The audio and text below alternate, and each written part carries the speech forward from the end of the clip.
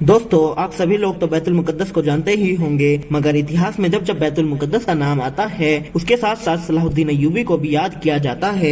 दोस्तों, मैं आज आपको सुल्तान सलाहुद्दीन अय्यूबी के बारे में बताता हूँ, जिस बादशाह पर उम्मत मुस्लिमा में आज भी नाज है, जिनके इंसाफ और रहमदिली की गैर मुस्लिम भी दाद देते हैं और वह भी उन्हें एक अच्छी नजर से देखते हैं। हाँ, मैंने सही कहा कि जिस नजर से मुसलमान सुल्तान सलाहुद्दीन अय्यूबी को देखते हैं, ठीक उसी नजर से ईसाई भी उन्हें इज्जत और एहतराम की नजर से याद रखते हैं। जबकि आपको यह बात जानकर हैरानी होगी कि जिस यरूशलेम शहर को हमारी दुनिया के 3 बड़े मशहूर धर्म यानी इस्लाम, ईसाई और यहूदी उस पर अपना हक बताते हैं और साथ ही साथ तीनों ही धर्म में इस शहर को मुकद्दस माना गया है और सालों से तीनों धर्म के लोग इस शहर को एक दूसरे से लेने के लिए जंग करते आए हैं, तो फिर क्यों ईसाई सलाहुद्दीन अय्यूबी को इज्जत और एहतराम की नजर से देखते हैं, जबकि ईसाई धर्म में भी माने जाने वाली सबसे मुकद्दर जगह यरूशलेम शहर को सलाहुद्दीन अय्यूबी ने ईसाइयों से ही फतह किया था, मतलब उन्हीं से उस शहर को छीना था। मगर फिर भी क्यों ईसाई सुल्तान सलाहुद्दीन अय्यूबी को अच्छी नजर से ही क्यों याद रखते हैं? नाजरीन, ये जानने के लिए और बहुत सी बातें जो आज हम आपको सुल्तान सलाहुद्दीन अय्यूबी की बताएंगे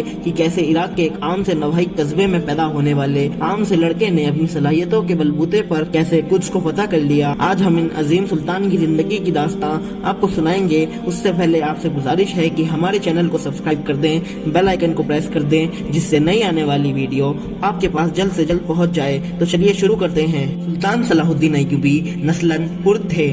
उनकी पैदाइश 1138 ईस्वी में इराक के एक छोटे से नवाही कस्बे में हुई, जिसे मौजूदा वक्त में तिग्रिस शहर भी कहा जाता है। आपका पूरा नाम सुल्तान सलाहुद्दीन यूसुफ बिन अय्यूब था, जिनकी सल्तनत को अय्यूबी सल्तनत कहा जाता है। उनकी मौजूदगी में अय्यूबी सल्तनत ने मिस्र, शाम, यमन, इराक, हिजाज और बहुत सी जगहों को फतह कर लिया था। सुल्तान सलाहुद्दीन अय्यूबी, जिसने कमोबेश 20 साल हुकूमत करी और 57 साल की जिंदगी में उन्होंने 100 से ज्यादा जंगें लड़ी, और वो न सिर्फ तारीख इस्लाम बल्कि तारीख आलम के मशहूर फातिहीन और हुक्मरानों में से एक हैं। और सबसे खास बात यह है कि सुल्तान सलाहुद्दीन अय्यूबी को इसलिए भी इस्लाम में ज्यादा अहमियत दी जाती है क्योंकि ये वह मुजाहिद थे जिन्होंने इस्लाम के बाद सबसे अहमियत दी जाने वाली इमारत यानी बैतुल मुकद्दस को जालिम ईसाइयों के हाथों से छीन कर फतह कर लिया था और उस पर मुसलमानों की सल्तनत कायम कर दी थी, और इसलिए इन्हें फातह बैतुल मुकद्दस भी कहा जाता है।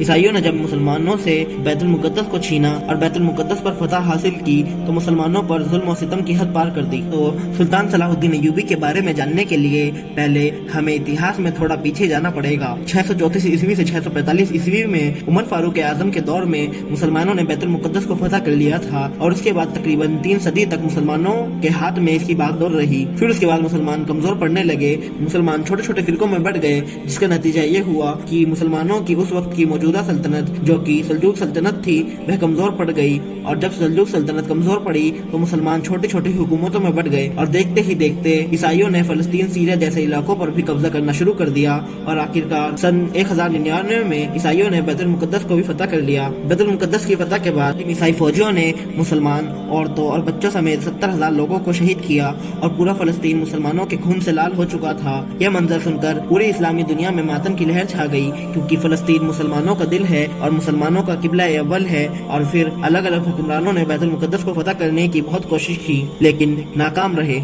और आखिरकार वक्त ने हमेशा की तरह फिर से अंगड़ाई ली और फिर पैदाइश होती है एक ऐसे सुल्तान की जिनका नाम था नूरुद्दीन जंगी। नूरुद्दीन जंगी ने अपनी जिंदगी का यह मकसद बना लिया था कि चाहे कुछ भी हो जाए बैतुल मुकद्दस को फतह करना है, और उन्होंने एक मिंबर भी बनवाया। उनकी ये ख्वाहिश थी कि बैतुल मुकद्दस की फतह के बाद मस्जिद अक्सा में अपने हाथों से इस मिंबर को नस्ब करूंगा, लेकिन अफसोस खुदा ताला को कुछ और ही मंजूर था।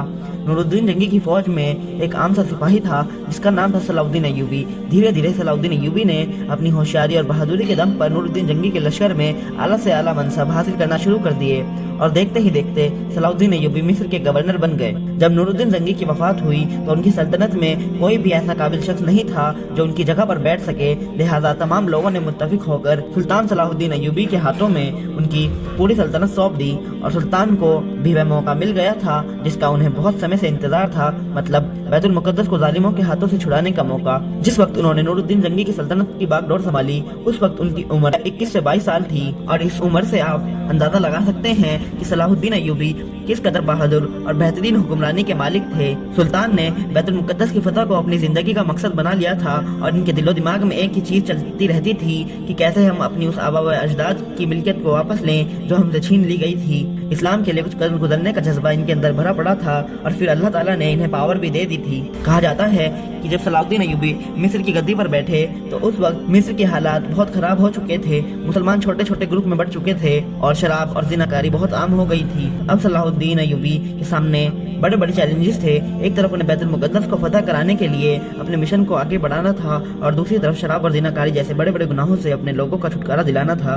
मिस्र के हालात उस वक्त ऐसे हो चुके थे कि वहाँ गद्दार और मुसलमान को पहचानना बड़ा मुश्किल काम था, क्योंकि वहाँ जहाँ एक तरफ ईसाई मुसलमानों के लिबास में घुस चुके थे तो दूसरी तरफ ईसाइयों ने मुसलमानों के लिबास में खरीद और फरोख्त करके अपने एजेंट लगा रखे थे। पता ही नहीं चल पाता था कि कौन अपना है और कौन बेगाना। 22 साल के सुल्तान को अपने सामने आई दोनों मुसीबतों का सामना करना था।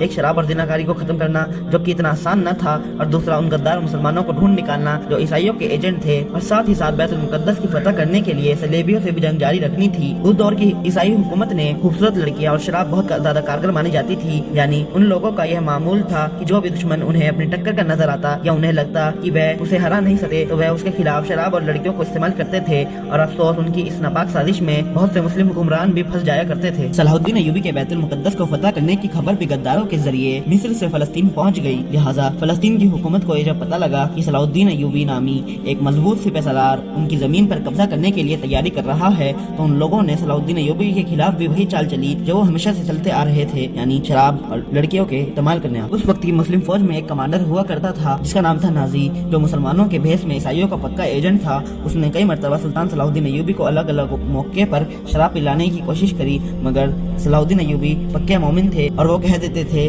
कि मैं तो शराब को कभी भी हाथ नहीं लगाऊंगा। जब नाजी को लगा कि सलाहुद्दीन अय्यूबी तो कभी शराब को पीना तो दूर उसकी तरफ हाथ भी नहीं लगाएंगे, तो उसने उसके बाद अपना दूसरा फॉर्मूला अपनाया, लड़की का फॉर्मूला। लिहाजा उसने एक रात बहुत ज्यादा खूबसूरत लड़की को अपने काम के लिए राजी कर लिया। उस खूबसूरत लड़की को राजी करने के बाद वो नाजी जनरल जो ईसाइयों का एजेंट था वो सुल्तान सलाहुद्दीन अय्यूबी के पास गया और कहा, सुल्तान एक लड़की आई है तो बहुत दूर से सफर करके आई है और वो आपसे मिलना चाहती है और वो बहुत परेशान है। सुल्तान सलाहुद्दीन अय्यूबी ने कहा, अगर ऐसी बात है तो उसे जल्द से जल्द मेरे पास ले आओ। लेकिन नाजी के इरादे तो कुछ और ही थे। उसने सुल्तान सलाहुद्दीन अय्यूबी से कहा, सुल्तान वह लड़की आपसे अकेले में मिलना चाहती है। यह सुनकर सुल्तान सलाहुद्दीन अय्यूबी के चेहरे पर हंसी आ गई, क्योंकि वह समझ चुके थे कि यह नाजी जो अंदरूनी तौर पर ईसाइयों का एजेंट है वो मुझे किस जाल में फंसाना चाहता है। सुल्तान सलाहुद्दीन अय्यूबी ने फिर भी शर्मा कर कहा कि अगर ऐसी बात है तो उसे मेरे खेमे में भेज दो। जैसे ही वो लड़की सुल्तान सलाहुद्दीन अय्यूबी के खेमे में पहुंची, फौरन सुल्तान सलाहुद्दीन अय्यूबी ने अपने कांधे से चादर उतार कर उसको दे दी और उसको ये कहा कि फौरन इसे अपने बदन को ढांप लो। ये सुनते ही वह लड़की अपने ऊपर बहुत शर्मिंदा हुई। उस लड़की ने सुल्तान सलाहुद्दीन अय्यूबी को सब बता दिया कि उसे नाजी जनरल ने उसे कहा था कि तुम्हें जाकर सुल्तान के साथ गलत हरकतें करनी है और उन्हें अपनी तरफ माइल भी करना है, और कहा अगर मैं सुल्तान को एक गिलास भी शराब का पिला दूंगी तो मुझे वो सब दिया जाएगा जो मेरी मर्जी होगी। सुल्तान सलाहुद्दीन अय्यूबी ने उस लड़की से बहुत प्यार से एक सवाल पूछा कि ये लड़की तुम्हारे माँ बाप कौन है। ये सुनकर वह लड़की खामोश हो गई, क्योंकि जाहिर है उसे यह खबर न थी कि उसके माँ बाप कौन है, क्योंकि उस वक्त ईसाई हुकूमत के लोग यतीम बच्चों को कैदी बना लिया करते थे और उनमें से जो भी खूबसूरत लड़कियां हुए करती थी उन शुरुआत से ही इस काम के लिए तरबियत किया करते थे। उसके बाद वह लड़की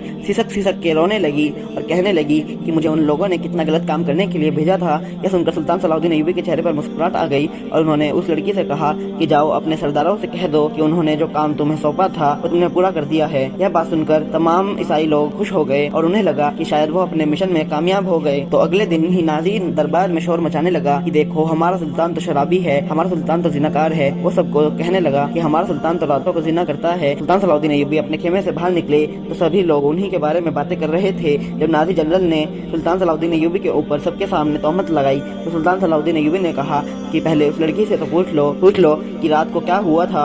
जब लड़की को बुलाया गया तो उसने कहा कि जिस खुदा को मैं मानती हूँ उसकी कसम मैंने सलाहुद्दीन अय्यूबी जैसा बहादुर और शरीफ इंसान नहीं देखा। मैं रात भर उनके खेमे में रही मगर सुल्तान ने एक बार भी गलत निगाह से मेरी तरफ नहीं देखा। जब उस लड़की ने यह सच बताया तो सबके सामने नाजी जनरल का मुंह काला हो गया। तो दोस्तों ऐसा ईमान था सलाहुद्दीन अय्यूबी का, और एक ईमान हमारा है जो इतना कमजोर है कि एकदम बहक जाता है। ईसाइयों की जब लड़की और शराब दोनों साजिशें नाकाम हुई तो उसके बाद उन्होंने मुसलसल सुल्तान सलाहुद्दीन अय्यूबी के खिलाफ साजिशें जारी रखी और उन दोनों साजिशों के बाद सुल्तान सलाहुद्दीन अय्यूबी को कत्ल करने की तीसरी साजिश रची। उन लोगों ने हसन बिन सबह से मदद मांगी जो उस वक्त उस दुनिया का बदतरीन इंसान था। कहता तो अपने आप को मुसलमान था मगर असल में बातिल ही था। इसने अपने लोगों की एक ऐसी फौज बना रखी थी जो दुनिया के बड़े बड़े लोगों को किसी भी हालत में मारने की ताकत रखती थी। और आज آج ہم اس فوج کو اسیسینز کے نام سے جانتے ہیں۔ الگ الگ سمے پر اسیسینز نے سلطان صلاح الدین ایوبی کو مارنے کے لیے حملہ کیا، مگر ہر بار ان لوگوں کو مار گراتے، یہاں تک کہ سلطان کے قریبی باڈی گارڈ کے روپ میں بھی شامل ہو گئے۔ ایک مرتبہ سلطان صلاح الدین ایوبی جب اپنے خیمے میں سو رہے تھے، تب ان اسیسینز نے موقع پا کر سلطان صلاح الدین ایوبی کے اوپر حملہ کر دیا، مگر سلطان نیند میں بھی جنگ کی حالت میں ہوتے تھے۔ جب ان کا حملہ نشانے پر نہیں لگا تو ایک پل میں ہی سلطان صلاح الدین ایوبی نے بھاپ لیا کہ یہ اسیسینز ہیں، تو سلطان صلاح الدین ایوبی نے اس سپاہی کے سر پر ایسا مکہ مارا کہ اس سپاہی کے سر کی ہڈی ٹوٹنے کی آواز آئی اور وہ وہیں گر پڑا۔ عیسائیوں کی ہر سازش سلطان صلاح الدین ایوبی کے سامنے ناکام ہوتی جا رہی تھی، لہٰذا اب عیسائیوں کو ڈر لگنے لگا تھا کہ آخر سلطان صلاح الدین ایوبی سے کیسے نپٹا جائے، ورنہ ایک دن ایسا آئے گا کہ یہ ہمارے ہاتھوں سے بیت المقدس کو بھی چھین لے گا۔ آخر کار سلطان صلاح الدین ایوبی نے مصر میں تمام مصیبتوں سے چھٹکارا پا لیا اور مصر میں اپنی سلطنت کو بہت مضبوط کر دیا۔ تو پھر انہوں نے بیت المقدس کے راستے پر روانہ ہونے کا ارادہ کیا۔ بالآخر سلطان صلاح الدین ایوبی اپنی فوج کے ساتھ اس کو فتح کرنے کے لیے نکل پڑے۔ سلطان صلاح الدین ایوبی اور ان کے لوگوں میں جہاد کا جذبہ کوٹ کوٹ کر بڑھا پڑا تھا اور ان لوگوں کی زندگی کا بس ایک ہی مقصد تھا، بیت المقدس کی فتح۔ اور حطین کے میدان میں مسلمانوں کی عیسائیوں سے بھیشن جنگ ہوئی۔ سلطان صلاح الدین ایوبی کی فوج عیسائیوں کا صفایا کرتے ہوئے بیت المقدس کی اور بڑھ رہی تھی، صلیبی قتل ہوتے جا رہے تھے۔ اپنی فوج کا جوش بڑھانے کے لیے سلطان صلاح الدین ایوبی خود میدان میں آ کر جنگ کر رہے تھے۔ ہزاروں ظالم صلیبیوں کو قتل کر دیا گیا اور ہزاروں کو بندی بھی بنا لیا گیا۔ سلطان صلاح الدین ایوبی نے آگے بڑھ کر بیت المقدس پر اسلام کا جھنڈا گاڑ دیا اور پورے فلسطین سے مسیحی حکومت کا خاتمہ کر دیا۔ مسجد اقصی میں داخل ہو کر سلطان صلاح الدین ایوبی نے وہ ممبر جو نور الدین جنگی نے اپنی جہاز سے بنوایا تھا، اسے اپنے ہاتھوں سے مسجد اقصی میں نصب کیا اور یوں نور الدین جنگی کا وہ سپنا سلطان صلاح الدین ایوبی کے ہاتھوں پورا ہوا۔ سلطان صلاح الدین ایوبی نے شہر کو فتح کیا تھا تو سب کو یہی لگا تھا کہ سلطان صلاح الدین ایوبی کسی کو بھی زندہ جانے نہیں دیں گے، کیونکہ عیسائیوں نے خود بیت المقدس کی فتح کے وقت 70,000 سے بھی زیادہ مسلم عورتوں اور بچوں کو قتل کیا تھا۔ انہیں تو یہی لگ رہا تھا کہ سلطان صلاح الدین ایوبی ان کے ساتھ بھی کچھ ایسا ہی سلوک کریں گے، لیکن سلطان نے بدلہ لینے کی طاقت رکھنے کے باوجود بھی سبھی کی جان بخشنے کا وعدہ کیا کہ نائٹ ہو یا فوجی، عورت ہو یا بچے، سبھی کو عیسائی علاقوں تک رسایت دی جائے گی اور کسی کو بھی شہر چھوڑ کر جانے کے لیے نہیں کہا جائے گا۔ سلطان نے فدیہ لے کر عیسائیوں کو شہر میں رہنے دیا اور جو لوگ فدیہ نہیں ادا کر سکتے تھے، سلطان نے اور ان کے بھائی نے ان لوگوں کا فدیہ کی رقم خود ادا کری۔ جب عیسائی دنیا میں یہ خبر پہنچی کہ مسلمانوں نے فلسطین پر قبضہ کر لیا ہے تو پورے یورپ میں کوہرام مچ گیا۔ ہر طرف لڑائی کی تیاری شروع ہونے لگی۔ جرمنی، اٹلی، فرانس، انگلینڈ سے فوج فلسطین روانہ ہونے لگی۔ ہر طرف لڑائی کی تیاری شروع ہونے لگی۔ انگلینڈ کا بادشاہ رچرڈ اور فرانس کا بادشاہ فلپ اپنی اپنی فوجیں لے کر فلسطین پہنچے۔ یورپ کی عیسائی فوج سے جس کی تعداد تقریباً 6 لاکھ تھی، 3 سال تک صلاح الدین ایوبی نے اکیلے ہی ان کے خلاف جنگیں لڑی۔ حالانکہ اس وقت ایوبی فوج کی تعداد صرف کچھ ہزاروں میں ہی تھی، پھر بھی صلیبی اسے فتح نہ کر سکے، کیونکہ بیت المقدس کی فتح بھی خدا ہی کی مرضی تھی۔ اور 3 سال تک مسلسل کوشش کرنے کے بعد عیسائی حکمران صلاح الدین ایوبی سے امن معاہدہ کر کے واپس اپنے ملک لوٹ گئے۔ یہ جنگ تیسری صلیبی جنگ کہلاتی ہے۔ دوستو، صلیبی جنگ اس جنگ کو کہا جاتا ہے جس میں عیسائی بیت المقدس کو فتح کرنے کے لیے جنگیں کرتے تھے۔ ان جنگوں میں سلطان صلاح الدین ایوبی نے یہ ثابت کر دیا وہ اس وقت کی دنیا کے سب سے طاقتور حکمران ہیں، اور سلطان فلسطین میں رہنے والے عیسائیوں سے اتنی رحم دلی سے پیش آتے تھے کہ آج بھی عیسائی سلطان صلاح الدین ایوبی کی اتنی عزت کرتے ہیں۔ اور سلطان صلاح الدین ایوبی نے مسیحیوں کو بیت المقدس کی زیارت کرنے کی اجازت دے دی۔ جب عیسائیوں کے گروہ کو پتہ لگا کہ وہ بیت المقدس کی آ کر زیارت کر سکتے ہیں، وہ اتنی تعداد میں فلسطین آنے لگے کہ سپاہیوں کو انہیں دیکھنا بھی مشکل ہو گیا۔ انہوں نے صلاح الدین ایوبی سے کہا کہ چند لوگوں کو ہی بیت المقدس کی زیارت کرنے کی اجازت دی جائے۔ اس پر سلطان نے ان سے کہا کہ عیسائی اتنا لمبا سفر طے کر کے بیت المقدس میں پہنچتے ہیں، انہیں زیارت کرنے سے روکنا صحیح نہیں ہے۔ انہوں نے نہ صرف عیسائی آنے والوں کے لیے اجازت دی بلکہ ان کے لیے کھانے سونے کا انتظام بھی دیا اور خود ان کے پاس بیٹھ کر ان سے باتیں کرتے اور ان سے اپنی محبت کو ظاہر بھی کرتے۔ یہ تھے وہ مسلم حکمران جنہوں نے طاقت اور زور کے دم پہ نہیں بلکہ پیار اور محبت سے فلسطین کے لوگوں کے دلوں پر راج کیا۔ اور دوسری طرف وہ صلیبی جنہوں نے بیت المقدس کی فتح کے وقت 70,000 سے زیادہ مسلمانوں کا خون بہایا تھا۔ سلطان نے اپنی زندگی میں جو بھی روپیہ کمایا ان سے زیادہ تن صدقہ ہی کر ڈالا۔ ان کے پاس کبھی بھی اتنا پیسہ جمع نہیں ہو پایا کہ وہ حج کا فریضہ ہی ادا کر دیں۔ ان کی ایک ہمیشہ سے خواہش تھی کہ وہ حج ضرور کریں، لیکن وہ جنگوں میں اتنا زیادہ مصروف رہے کبھی ان کو موقع ہی نہ مل سکا۔ اور دوسری وجہ یہ بھی تھی کہ ان کے پاس اتنا پیسہ بھی نہیں جمع ہو پایا کہ ان کے اوپر حج فرض ہو سکے۔ سلطان صلاح الدین ایوبی کی نیک دلی کا ہم اس بات سے اندازہ لگا سکتے ہیں کہ جب آپ کی وفات ہوئی تو آپ نے اپنی نسلوں کے لیے وراثت میں کچھ بھی نہیں چھوڑا تھا۔ آپ کے مرنے کے بعد آپ کی وراثت میں صرف ایک گھوڑا، ایک تلوار، ایک گرہ، 1 دینار اور 36 درہم چھوڑے تھے، اور ان تمام چیزوں کی قیمت ملا کر بھی اتنی قیمت نہیں بن پائی تھی کہ اس سے آپ کی تدفین کری جا سکے۔ آپ کی تدفین کا خرچ بھی اس وقت کے خلیفہ نے ہی اٹھایا تھا۔ آپ خود سوچ سکتے ہیں کیا شخصیت ہوگی۔ اللہ کو ان سے جو کام لینا تھا وہ آخرکار پورا ہوا اور تاریخ میں ایک عظیم و شان حکمران بن کر 1193 عیسوی میں اس دنیا کو الوداع کہہ دیا۔ اور دنیا بھر میں مسلمان بہت سے عیسائی لوگ آج بھی صلاح الدین ڈے منا کر انہیں یاد کرتے ہیں۔ دوستو، چلو آج کے لیے بس اتنا ہی، تب تک کے لیے ملتے ہیں اپنی نئی آنے والی ویڈیو میں۔ اللہ حافظ۔